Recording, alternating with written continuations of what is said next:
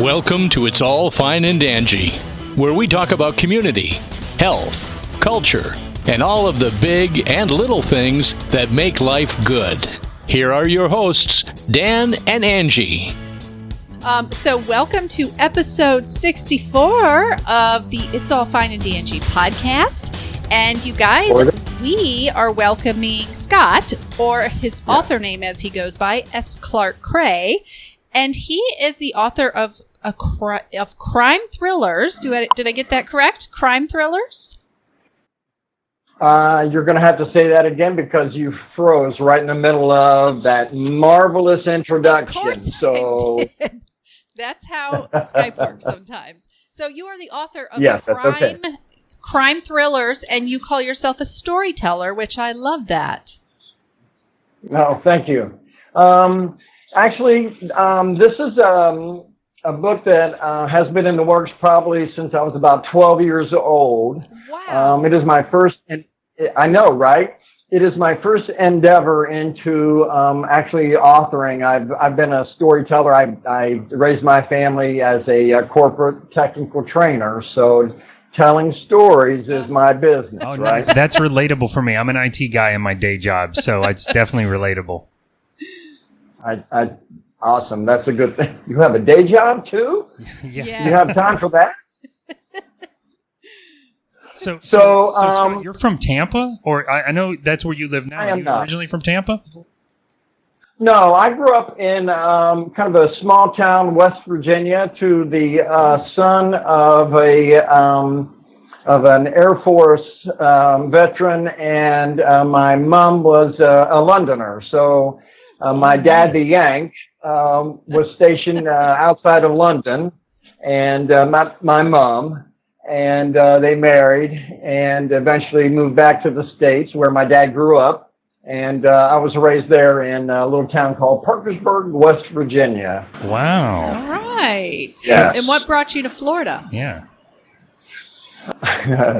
Let's see, 40 Disney years World? later, right? No, actually not. My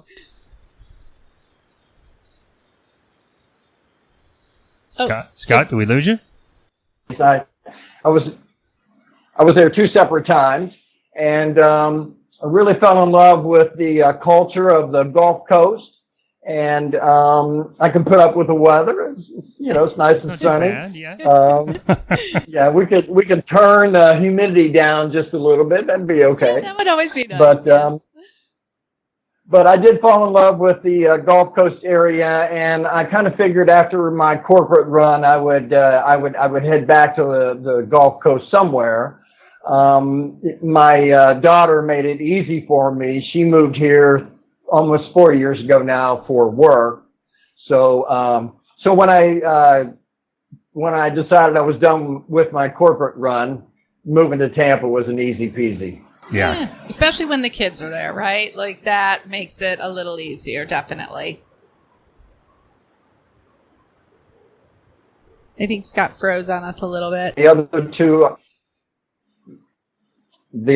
are still in the Chicagoland area where I raised them. It's where I work corporately. Oh, very nice. Gotcha. So, place to go on vacation, right? Instead of coming to Florida, you're going up. Going north. You know what? As long as we do it in the spring, summer, or fall, I am done with the snows. Yeah. Oh. You know what's funny? As a lifelong Floridian, I was born here in Florida. I get that it's a pain to live in the snow and shovel the snow and all that Yes, kind of it stuff. is. But I get so excited when I see snow, and every time I talk to someone that's lived in it, they're like, "Oh, please." So I have a whole different perspective on it.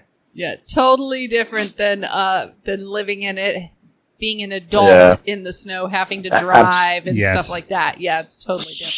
And I did want to take 1 second, Scott, to kind of touch on some of the comments we're getting on Facebook Live. We've got Naisha Renee McNeil, who says the Chicago family. There we are. Scott K. Clark is tuned in. Scott And then K. Heather S. Clark says the Tampa family of Scott Clark is tuned in the house as well. Awesome. We love when we get the supporters Our on fan board. club. We definitely do. I want to jump Yeah. right into your book, though. This Alfie Kray Please do. asset, is this your first book? It is, Yeah. We yes. have it up on screen here too, yeah. Awesome. So the Reader's Digest condensed version of how the book came along, having grown up in the 60s where everything was espionage, everything was, James Bond and John Drake and a whole host of other, Peter Gunn, the whole gambit of spies and operatives and I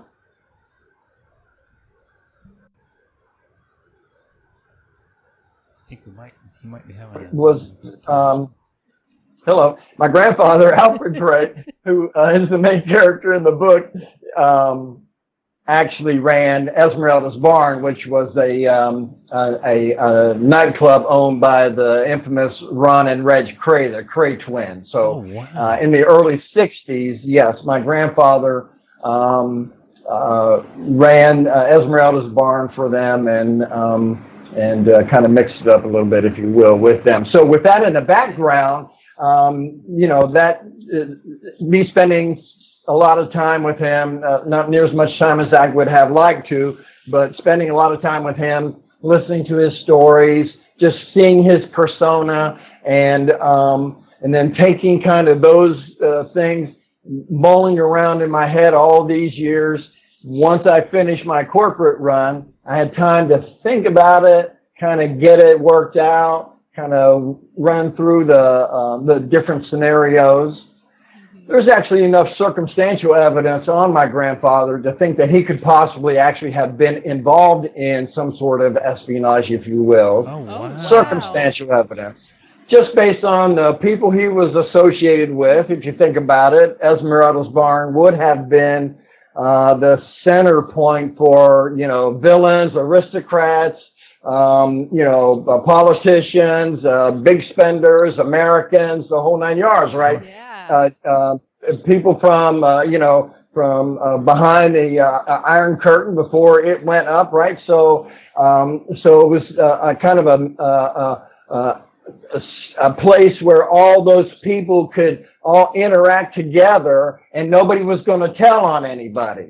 Wow. You got to keep hush hush, right? That's incredibly intriguing. So I know. Imagine being that age, and that's just part of your life when you were that age, being around that stuff. But then as you get older, kind of starting to put everything together, right? When you got a little older. Yeah. And being able to put it into an actual story is very interesting to me too. That whole process was amazing. Like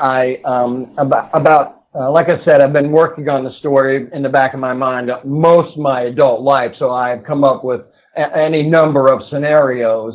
About 2 years ago, I decided that Alfie Kray was actually had enough involvement in the underworld, if you will, that there would be enough for a story. So I started out writing little stories.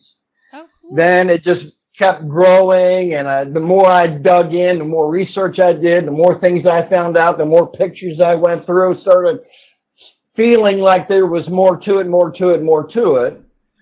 Then I was fortunate enough to run across Dean Rinaldi on one of my many Kray Facebook pages. I was going to ask how you know Dean, because I know Dean too. That's how we found out about you. I found Dean. I don't know, how did Lennon find McCartney? I'm not sure. But we were in a same Facebook group about the Kray twins, about crime, and he posted that he was in between projects, and if anybody had a story that they thought might make a book, to give him a shout and let him and talk about it. So I did. Oh, cool. Yeah. Well, things like that come about organically, how they're meant to. They right? do. They do. And you ran into him and you had a story and he was asking for a story. So there it was. I love when those things happen like that, just by chance, kind of. I do too. And I also wanted to say, for those of you listening or watching on Facebook Live, Dean Rinaldi is another author that we are going to be interviewing maybe the first part of next year. Yes. But he does some co-writing with S. Clark Kray here. Yeah, so I'm curious about that part because I, too, am an author, and I've never written with another author. So I'm very curious about that sort of combined process that you guys do. Do you just sort of assign each other, or I guess since he's sort of co-writing, for you, is there a piece of it that you asked him to do? Or how does that work? I don't know. How did... Lennon and McCartney again. Yeah, right? I'm the king of the analogies. Oh, bear with us, Scott. I think your Skype connection's kicking in and out just a little bit. So every couple... there you go. You're back now. Okay, so the analogy is Alfie Kray is like a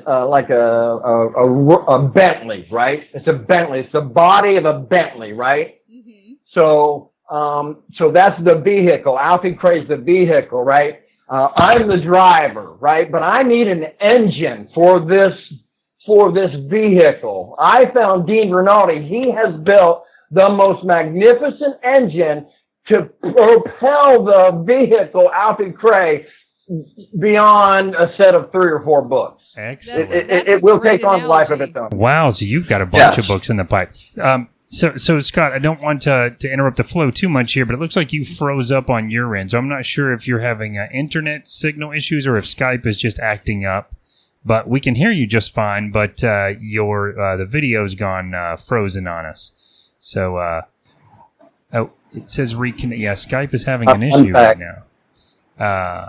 There you are. There you are. Perfect. But we never lost what you said, so that's what counts. And at least it didn't freeze you in the most awkward of facial positions. Every time it freezes me, exactly. Like I am like, really? Every time it freezes me, it's like the most horrid face that I'm making. And I'm very gestured, as you can see.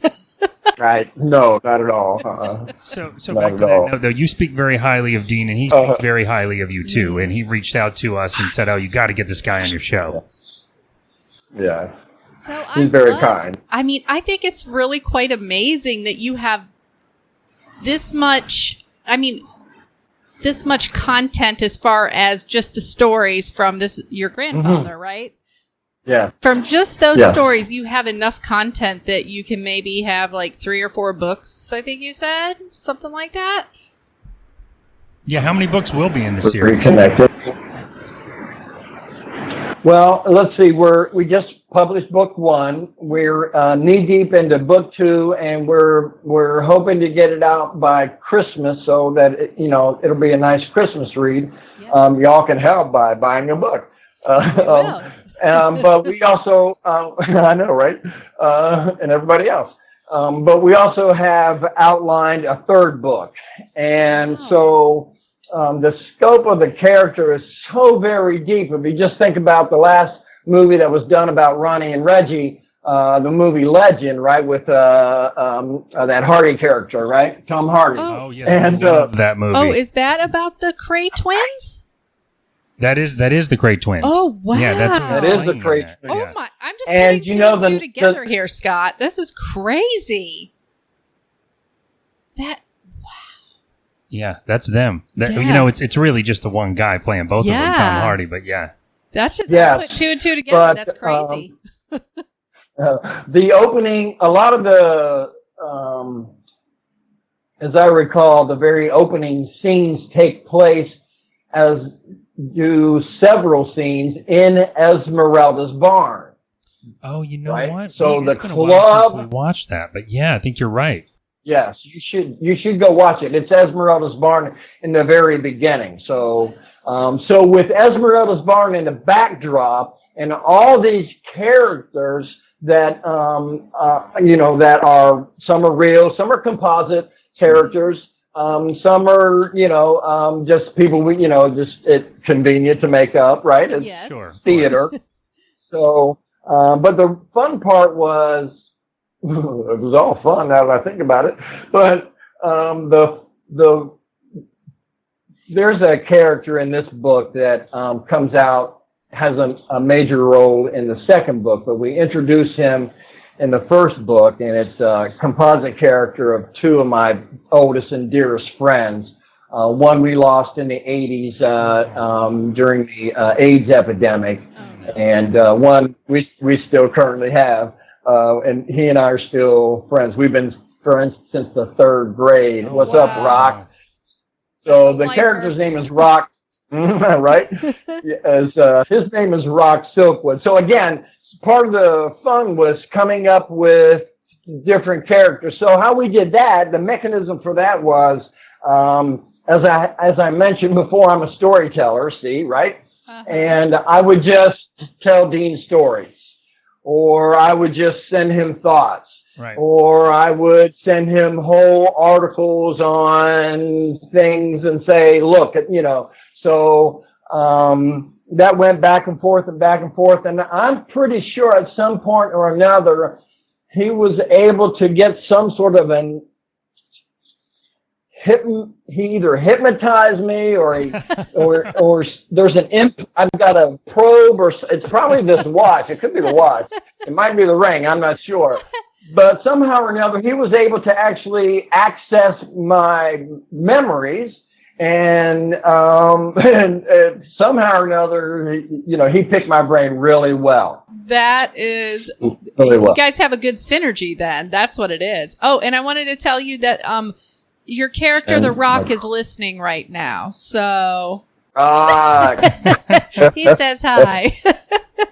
I thought that was great when you said that. I looked over and checked the messages, and I was like, "Oh, that's one of the characters." Yeah. That is pretty. So if I was half the man Rock Kenny is, I'd be one hell of a man. Oh, that's an awesome compliment. Very awesome compliment. So how long did it take you guys, once you started the book with Dean, how long did it take you guys from beginning to finish? It was a solid year. Okay. Plus, actually, it was a year. We started talking about it, just exploring the idea. Then, it took me a while to figure out how I was going to, pull it off. And that was almost a year process. In the meantime, we were talking and telling stories and sharing information. And so about a year and a half from first email to first book.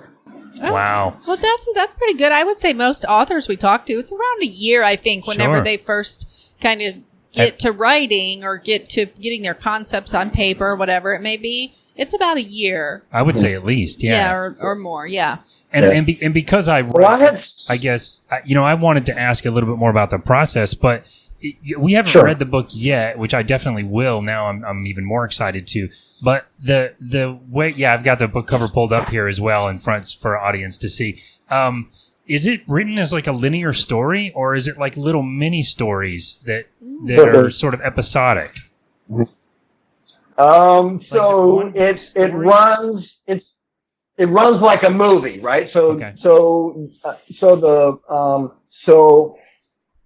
So just like any movie, if you think about when you go to a movie, it's linear, but there are times when it may flash back to capture something that happened in the past. Right. Yeah, the details. That's a Skype freeze you were talking about with the weird pause moment. Right off the I'm really bat excited.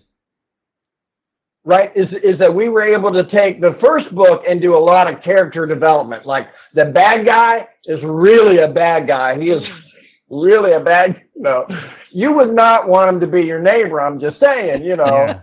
but the good guys are all good guys. And the main character, Alfie, I love my grandfather. I adore him. I adored him. And my intent with this book initially was just if I could just tell a story about my grandfather. Oh, that is great. So your grandfather's name was Alfie, correct? Alfred Kray, yes. Uh-huh. Okay. So No middle name. Alfred Kray. that's how you know you're a rock star, when you just have first and last name. No That's middle it. name? That is it. Who knows? I just figured there were so many of them, they started running out of names, right? And because they used John and James like over and over, and George and Charles over and over. There must have been something very unique about when my grandfather was born that they just gave him Alfie Kray. What it was, I don't know. Broke the mold. Yeah. So I have another question too around the process Sure. of writing, because I'm obviously very interested in that part of it. And this is a typical thing I would ask when I talk to anyone that's written a book. But what is your writing process like? Do you write every single day? Do you map things out in great detail? Do you just write with sort of reckless abandon, then put it all back together after? I'm one of those writers that's very meticulous, where it takes me so long to write because I map every little detail out, even though the first draft still always has to be redone. I'm just curious what your process is. Do you write it all out in one big, do you just sort of reckless abandon through? Or do you map it all out in great detail? So that's really a question you should probably pose to Dean, as he built the engine, right? So, I provided all the ingredients and he cooked it, right? Okay. Yes, right. So then we would share back and forth, and I gotta say, I really thought I was going to have to spend more time tweaking the story to make it me, right? Yeah. But I didn't have to. Wow. He was so able to pick up on the cues, right? Yeah. That it was there was very, very, very little, right? And we did spend quite a bit of time discussing, the outline. So there was a roadmap, to begin with, sure. And we had multiple endings based on where we wanted to go. And, but he was really, like I said, the engineer, if you will, the nuts and bolts. Richard The Rock is laughing right now because he spent hours and hours and hours underneath my 69 Austin Healey Bug Eye Sprite just so I could drive it to Morgantown and back. So he knows about taking care of the engine in my car. Oh, I see what you mean. I was wondering where you're going with that, but yeah, that's interesting though. So Dean was almost like the architect of sort of placing it all the stuff you gave him into a way that I like how you guys had different endings too. And how did you decide which one to go with when you got there? Just the way the story was going? Whether or not we were going to go forward with another book. Oh, that makes total sense too. Yeah, because I'm sure you had an ending that could have just ended it right there. We were going.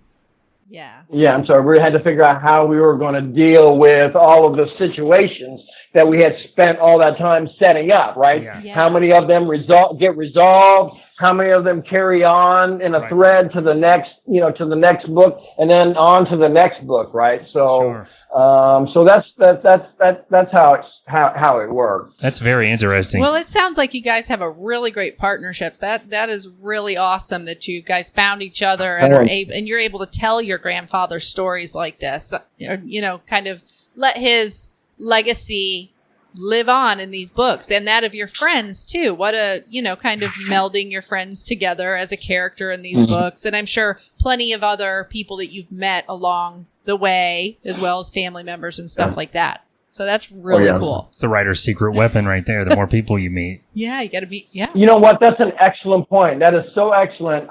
In my corporate world, I was a stand-up trainer for most of the time. I either designed, developed, or delivered, corporate training for almost 30 years. So in that 30 years, if you figure, you teach maybe half a year, you probably have a half a dozen or a dozen students. So let's say 10 students.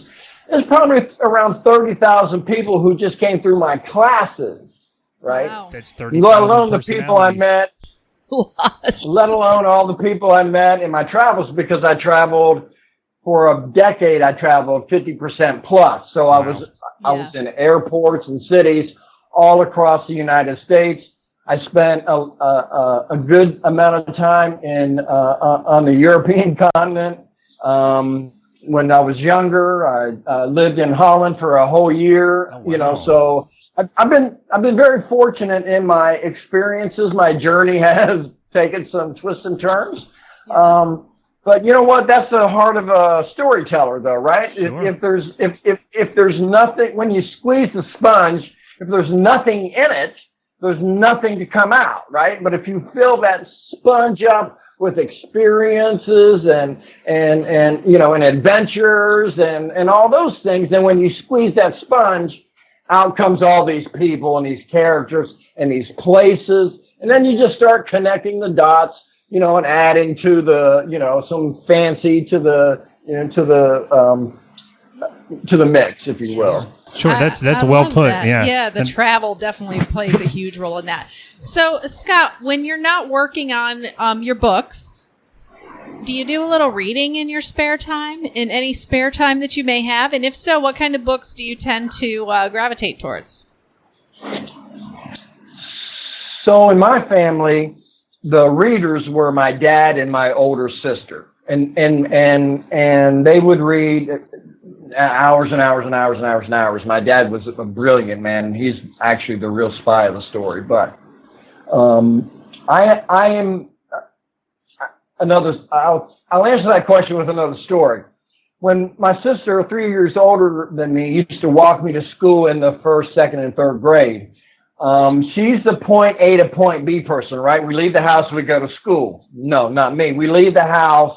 We got to go to the mud puddle. I got to go over and see that dog. I got to go peel the thing off the thing, right? So I had to train myself to sit down and read for technical knowledge. Gotcha. So that left very little time for reading for pleasure, which. Oh, yeah. I get that. I know exactly what he means, because I love to read myself, but if you're reading... Right. I'm sorry. Because I wasn't a big reader of other people's work, I thought, well, I'm disqualified to do a book, right? Oh. Because I never really read a lot of books, right? Yeah. But then I listened to a lot of motivational speakers. Les Brown is one of them. And Les Brown said... he said everybody's got at least one book in them. So I started believing in that, right? So, come to find out, you have a lot more than one book in you, I think. I've never heard that, but I would agree. Definitely would agree. Yeah, everybody has a story to tell, right? Of course. Everybody has at least a story to tell. Yes, That's absolutely. right. That is right. Yes, and I'm fortunate enough that there are several stories in this. So that's pretty cool. So, Scott, I'm curious. Do you self-publish? Are you an indie author? Yes. Oh, so am I. Okay. Yes. So that's another thing that comes with the territory. You say, Dean kind of helped architect or engineer this, but you had all the content that you kind of put together, and you guys worked together that way. Was he able to help you with that sort of how you go about doing the publishing process and putting it out there on Amazon and putting it out there? Because I found that was a big piece of the challenge for me in my first novel. And it's kind of a huge effort. There's not a really good resource for that unless you know somebody. You know what? I know somebody. His name's Dean Renault. I figured. I should have called Dean. I never thought of that. Yeah. You should call Dean. That's a really good idea. Yeah. One of the things I learned in my corporate career was you're not smart enough to do all the pieces to a project, right? Yeah. You may be able to, but it's going to take you a lot longer, and it's going to be a lot of hassle, and you might at some point give up, right? Yeah. So I was very fortunate in that Dean was able to provide kind of turnkey services, if you will. Yeah. That's invaluable for sure. I mean, above and beyond, or I should say, maybe even before the co-writing or the helping to put story together, just someone to sort of walk you through that process. Because for me, I was lucky my editor was very familiar, but even with the help, I had to make 100 phone calls back to her because I kept getting stuck along the way. So that's always interesting to find out as well for me. So tell us, Scott, who would be the audience for this book? What would they be looking for if they would be drawn to your book? Mm-hmm. Well, so I believe there's a built-in audience. The people in the United Kingdom are crazy about all things gangsters. Yes. And so there's kind of a built-in audience, if you will, already for anything Kray.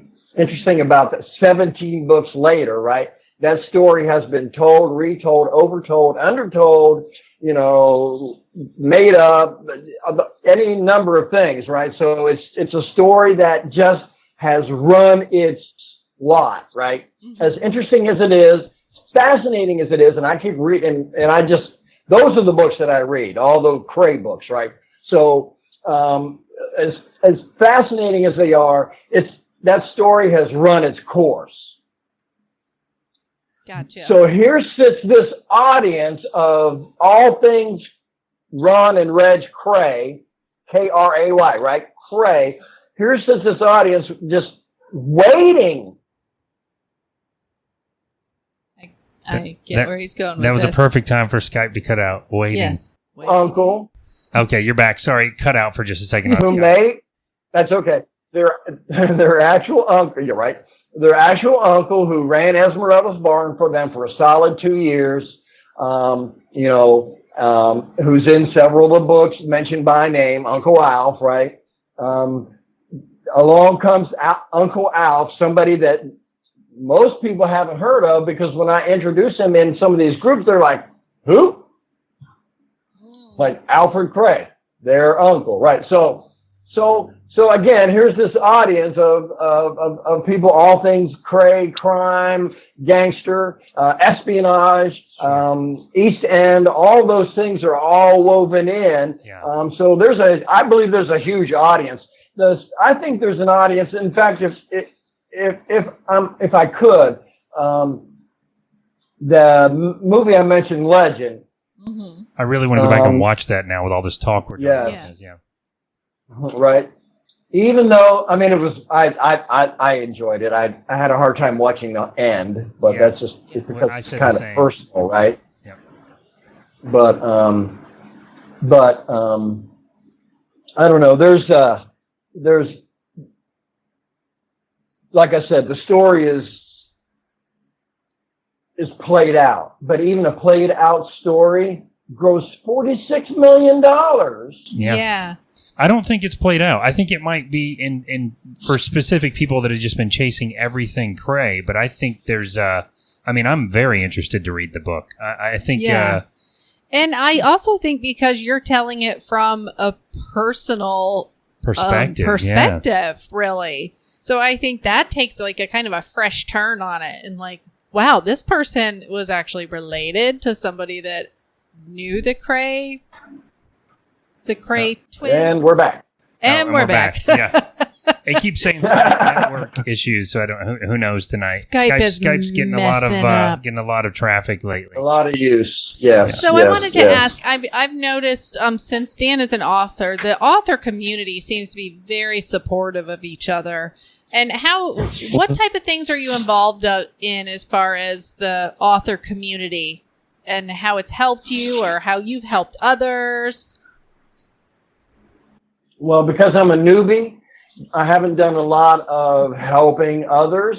So I do have a couple of friends who have been talking about writing. So I by way of just encouragement, like, if I can do this, you can do this, right? Yeah. Sure. And because we have been in quarantine and locked down, I haven't had a lot of opportunities to interface with folks the way I normally would. So I think that's something I'm looking forward to doing, interfacing with other authors, and getting into that community. I have a little bit of information, but not much. If you can help me out, I'd be more than happy to take any leads you have. Always. Absolutely. Well, what about the author call? That would be we do start. We do a author workshop call on Saturdays now at 11 a.m. and that was born out of the virus and everyone sort of being locked down too. So it's kind of nice because it's free. A lot of times you got to pay to go to those things. And we have authors of all different genres and all different levels. We have people on there that are doing it full time. We have people that are just getting started. We have people that they're full on business and that's all they do for their livelihood. So if you're interested, I would be happy to have you join those with us. They're really I would love to, yes. Yeah, I look forward to it. Thank you. I appreciate the heads up. I will send you the information. But Scott, thank you so much for taking the time to talk to us. This has been so interesting. I, for one, am very excited to read your book and to learn more about it. And I'll be getting back with you on my thoughts after I read it. Can you tell everyone how they can find you? I've been flashing up your website and stuff, but it just for those listening to the podcast, sometimes it's nice because they don't see anything here. Sure. I'm on Facebook as S. Clark Kray, author. S. Clark Kray, author. Also on Instagram as S. Clark Kray. And the website is sclarkkray.com. That's right. And you can also find your books on Amazon, and is it Lulu? Lulu.com and Amazon, and all of the different platforms. So Nook, Kindle, the whole host of all the ebooks. And if you go, you can also they're print by order.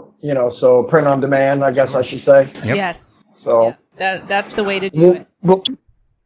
Before you let me go, one other thing we're doing is, because I'm a bit of a ham, and my mother was such the fashionista, if you will, having grown up in London. We're working, and Alfie's all about jewelry, so we're actually working on a line of jewelry, men's jewelry, and also before that happens, we're also doing a line of men's clothing, like T-shirts and polos with the S. Clark Kray logo, which I'll be debuting here pretty soon. Oh, that is awesome. Definitely keep us up to date on that, or we'll keep checking the Why website. not? You're going to have it available through the website? Absolutely, yes. That's that awesome. may be in a couple of weeks before it gets up and running. But let us know, because we'll promote it on another show that we have for sure. Yeah. Absolutely. I appreciate that. Yeah. Why not? You Yeah, should that's do great. one that says, I'm Kray Kray. Oh, perfect. Nice. My youngest daughter just snorted. She just laughed. 'Cause Oh, Yeah. Well, speaking of which, I'm going to run through them quick here. It's hard for us to keep up with the comments as we go through with some of these, but I mentioned Nisha and Heather said hello. Angela Lopez said, yay, my buddy. Richard Kenny, we mentioned. He's there. Yeah. He said hi. Oh, Richard also Rock. said he got his book and he'll be reading it tonight. And Make sure to get that review in. Yes. We remind everybody, get the reviews in after you read a book. It's so important for the authors. Oh, it really is. Thank you for Yes. saying that. But yeah, that's huge. That helps the sales more than ever. Yes. And we hope you have much success with this. I'm sure you will. It sounds very exciting. It sounds very interesting, and I can't wait to read it myself. Well, thank you very much. I do appreciate it. You guys are very gracious. It worked out pretty well, even though we had some Skype difficulties. I enjoyed it. Thank you so much. Technical difficulties are my middle name. Part of the game, baby. Well, thank you so much. You stay safe and healthy, and hopefully You do the we'll get to same. meet you in person one day soon. Yes, that Very would be soon. amazing. All Very right, take soon. care, Scott. Thank you very much. All righty. Have a great night. See you later. All right, for those of you listening or watching on the show, we're gonna be right back. So hang tight. We're gonna take a quick break, and then we'll jump back on. So hang tight. Hey guys, it's Dan and Angie with It's All Fine and Dangy. Today we're doing our favorite thing and we're kayaking on a new river. We're on the Weeki Wachee. Yes. And this river is amazing. It is crystal clear. It's an easy run if nobody's ever kayaked or canoed before. And Look at this. It is gorgeous. I'm going to do a beautiful quick out. I'm going to do a quick sort of pan around. Look at that water. It is just crystal clear as far as you can see in every direction. We've seen tons of fish and turtles and all kinds of wildlife. And listen for a minute. Listen to this.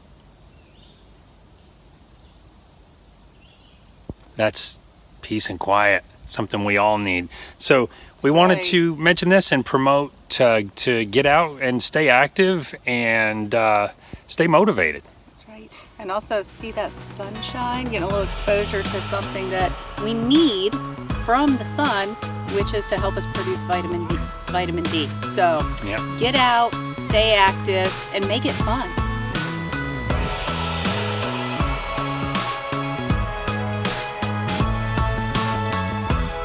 And that was our quick break. That was it. Yeah, I wasn't sure if Scott was going to Oh, hang he for a might minute. I was have. going to jump He over might. and tell him goodbye separately. Oh my gosh, that was. I mean, I read his bio and stuff about the book. The Kray twins, you didn't realize where they were. I did not realize that. I did not even put 2 and 2 together. So can I tell you, this is how terrible my brain works. I realized that, but I didn't put that together with his own last name until we're in the middle of talking to him, and I'm like, wait, oh what? my gosh, I'm when you so said excited. that. I'm so excited. So oh my gosh. How exciting is that? That is very cool. It Yes. does make me want to go back and watch that movie again. I know, we now. should watch it tonight. We really should. We'll probably fall asleep, but that's okay. Well, we hope you guys enjoyed that interview. Yes. I'm excited to maybe have him when he gets the second book written. Hopefully we can have him into the studio by then because, I like to meet people in person. I got to see people in person, I do too. I do it's just too. not the same as on the video. That It's was just pretty not the same. Pretty cool though. Even Yes. though it was remote, that was very cool. Oh my gosh. And I love that he's doing a jewelry line.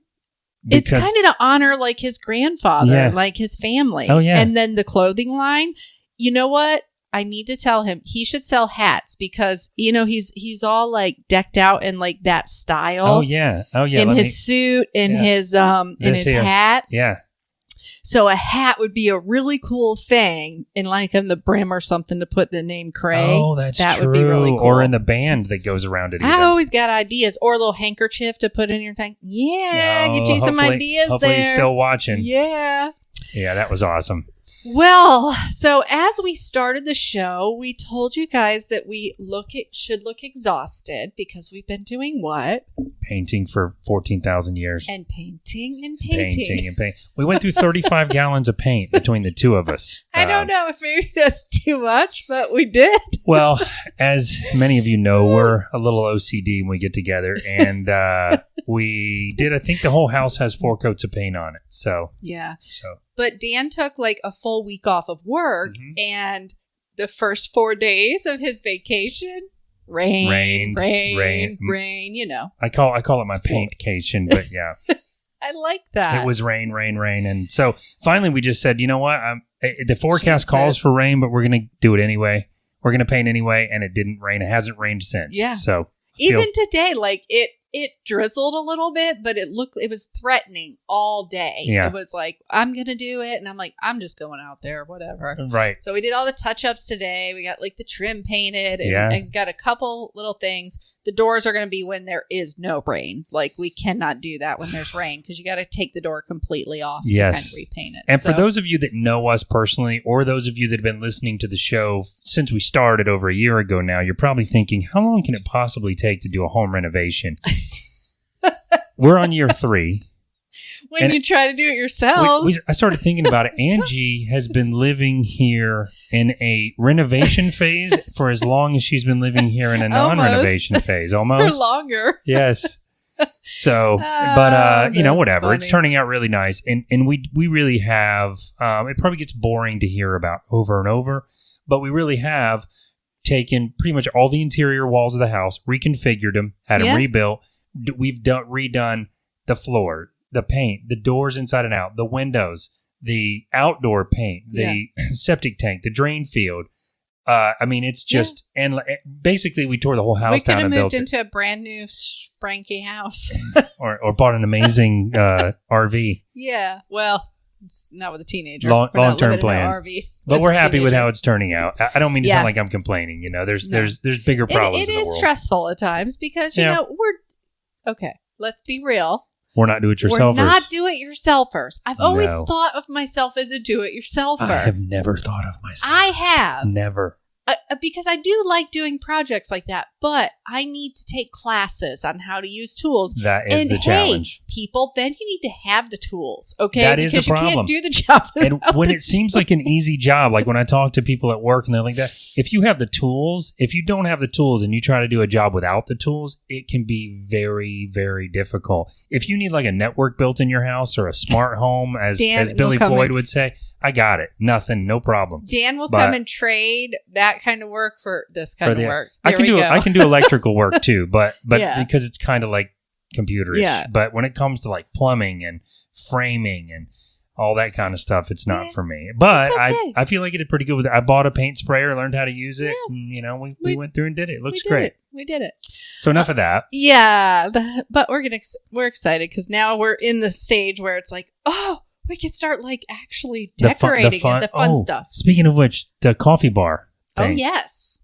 So what are we doing with that? Are we doing that ourselves? We bought like an antique piece of we should have had a picture of it. That would have been cool. We'll have to do that sometime. But we bought like an antique piece of furniture. It's like an old cabinet where they had Hoiser.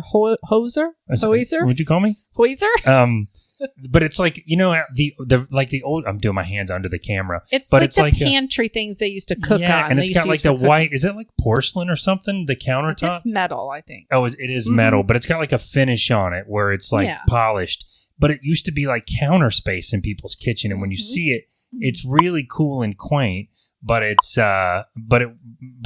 it's a difficult thing. Oh, hi guys. Oh, hey guys, we got some more comments popping in. What did you say? YouTube? It was a pleasure. Heather Clark said, "It was a pleasure listening to you. Thank you for an entertaining evening." Oh, that was nice. Thank you very much. That was nice. That was a great interview. I can't wait to have Scott on in the I can't studio or go to him because we always like going to Tampa. So any reason to drive down to I know Tampa. we would. But thank you, Heather. Yeah, it was very, very cool to meet with Scott, and we hope to meet with him again. And I really am going to read the book. It's not that I'm just saying that. It sounds very interesting. It's funny. Christy just popped in and said, YouTube makes you a better do-it-yourselfer. And that is very true. And I can't tell you how many YouTube videos I watched on how to take the paint sprayer apart because you have to take it apart to clean it. And again, it was 2 wrenches. I had to go to Home Depot.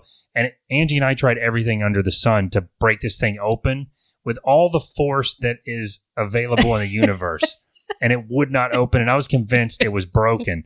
And I went and bought the right size wrenches, and it took 5 seconds. Yeah, so it's ridiculous. That's what when you have the right Christy, tools. if you're like me, going on YouTube is like a rabbit hole because I have to find somebody who I like their voice. I can't listen to one. Don't even get me. I'll start at night. I'll start watching something educational, and then if I'm not careful, it's like 1 a.m. and it's Gordon Ramsay looking for the lamb sauce or whatever. So I can relate to the rabbit hole. But let's talk about that coffee piece for a minute because we bought it with the intention of finishing it and making it into a really nice coffee bar. And I'm like a coffee junkie, and we never did. It's still sitting in there exactly the same way, a calendar year later. And we don't want to do it now. It's got damage that I was going to learn how to Bondo. You can use Bondo and stuff. To make a short story long here, we decided to have Joe from Shabby Joe's refinish our piece. So she has, you can put her screen up actually. I will put her screen up on command. Yes. Look at that. So Shabby Joe's. I actually used to work with Joe Allen. Can you say it one more time? Shabby Joe's. You say it a certain way. I do. You should do her commercials. I should do a commercial for her. Anyway, I used to work with Joe Allen. Yes. And she is a mommy to 3. And this is what she does for her job. Yeah. Makes pieces of furniture. So hi, Joe. So she takes old pieces of furniture, redoes them. She does custom pieces. Right. And when we decided, we don't really want to do that because we've done so much doing it ourselves stuff and we've realized we're not great at it. I sent her a picture and I sent her an inspiration picture of what we want. Right. Of course, I got to let her do some creative stuff because you got to let people be creative that are creative. Yeah. And so she is going to do a piece for us. So I'm super excited. I'm super excited too. And I saw Shabby Joe's work. So when Angie first told me this, I was like, and it's funny because I get so aggravated doing some of the stuff, but once it's done, I'm happy. But the trip between beginning and ending is traumatic sometimes because it's so much stress. When she showed me some of the pictures like that and some of the other ones, I was like, I'm sold. Yep. I am sold. We're going to load it up, bring it to her, and let her do her thing. Absolutely. That's right. So I am so excited to have an actual coffee bar right now. Yes. But I'm really excited for that. But we are actually partnering up to help Joe with an event that she is putting on. Yes.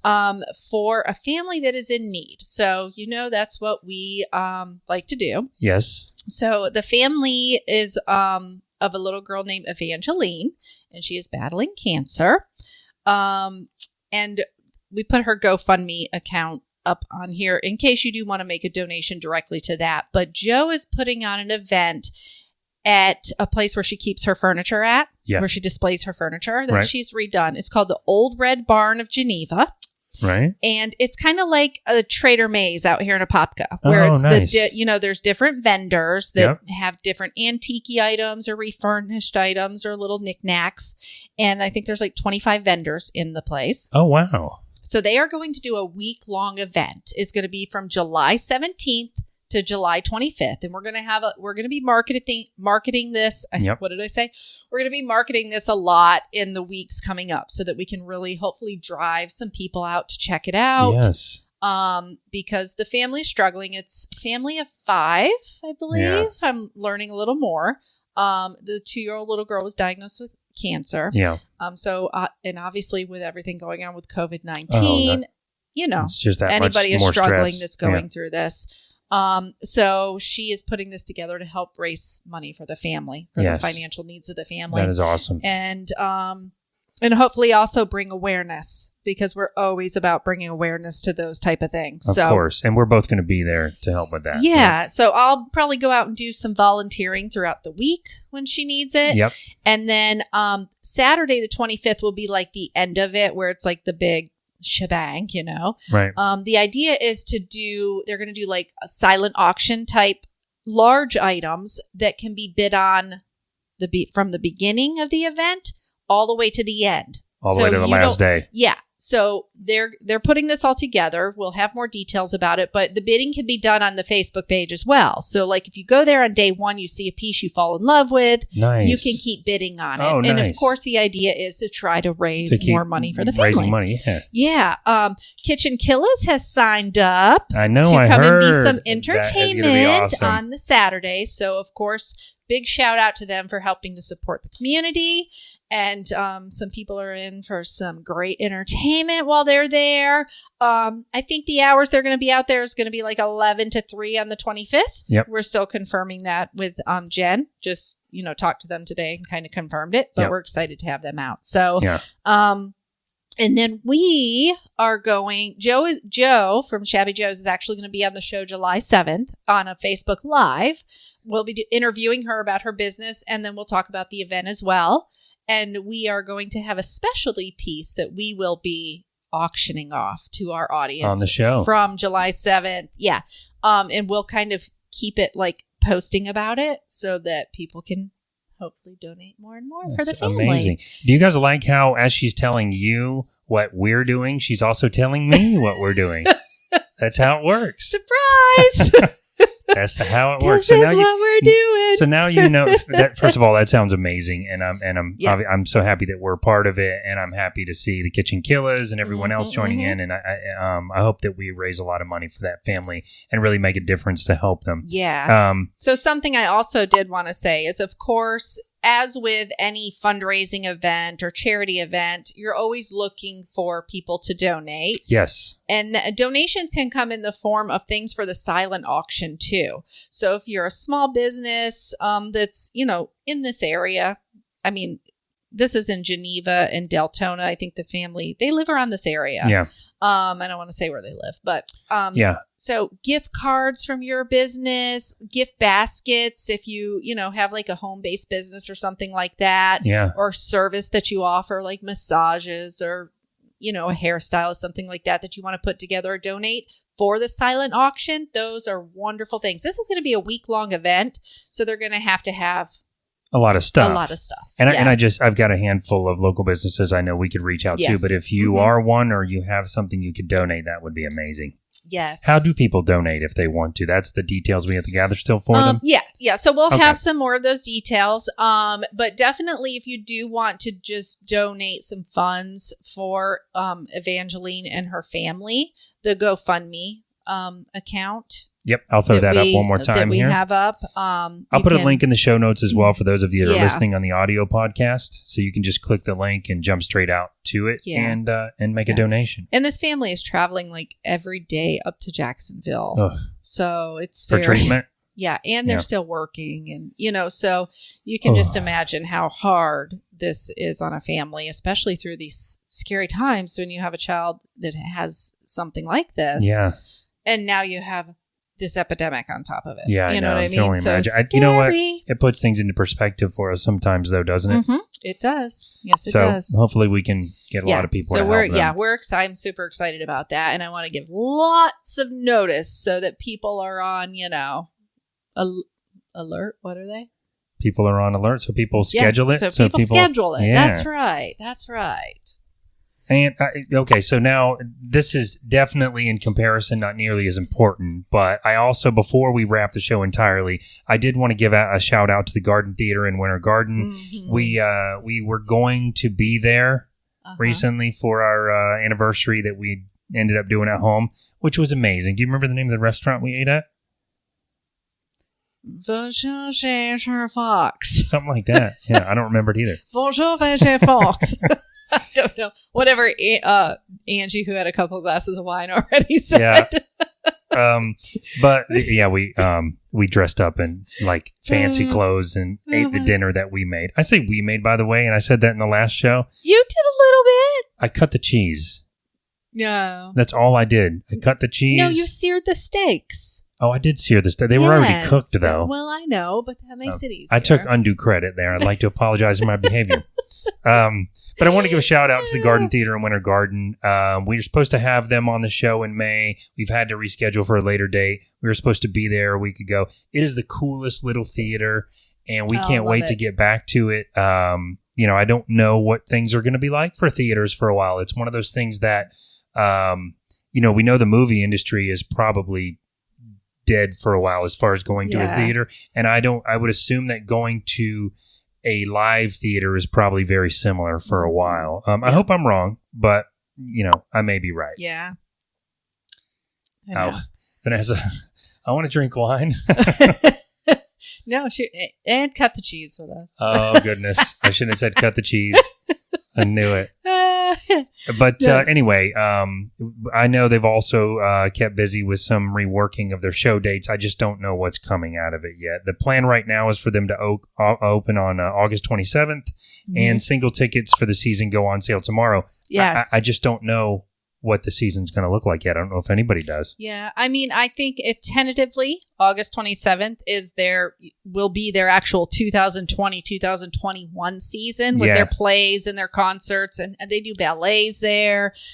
They also do those really cool interactive movies there. Oh, I love that, like Rocky Horror Picture Show kind of stuff. Yeah, and they do throwback movies and stuff. Like Back to the Future, and I saw that on the poster in there too, but yeah. But, we're supposed to have Joe, the artistic director, on the show, which we had to cancel because of COVID-19. I know, yeah. And so hopefully we're excited to hopefully get him, hopefully July, we can get him in and where it's safe enough for us to maybe meet in person and have him on. So yeah, that'd be great. I just don't know what's happening. I know numbers are still going up, but they're, I guess depending on where you are, how quickly they're going up, that everybody is sort of phasing in these reopenings. So hopefully we're starting to get some normality Everybody back. just still safe when they go out and do the basic hygiene and stuff like that. I think we'll be fine. I do too. I saw recently also that Denny Tenatori had posted that, I say Tenatori all the time. It's Tornatori. It's my favorite restaurant and I can't pronounce it.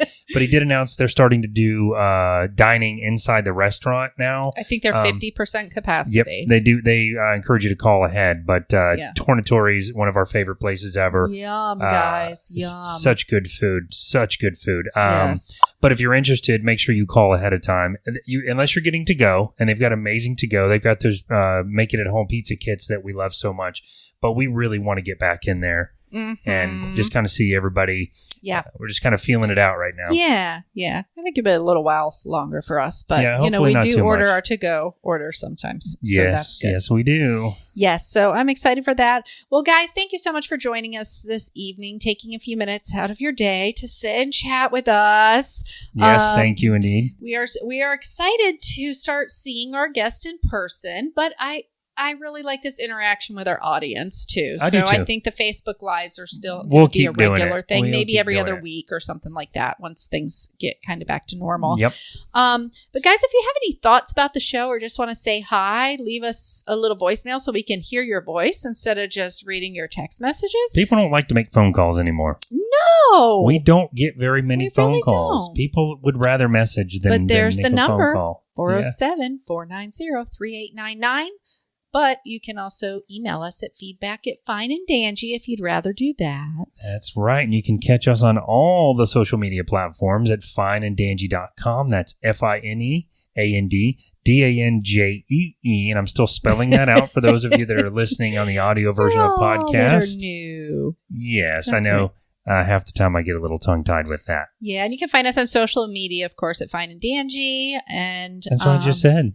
I totally tanked that one.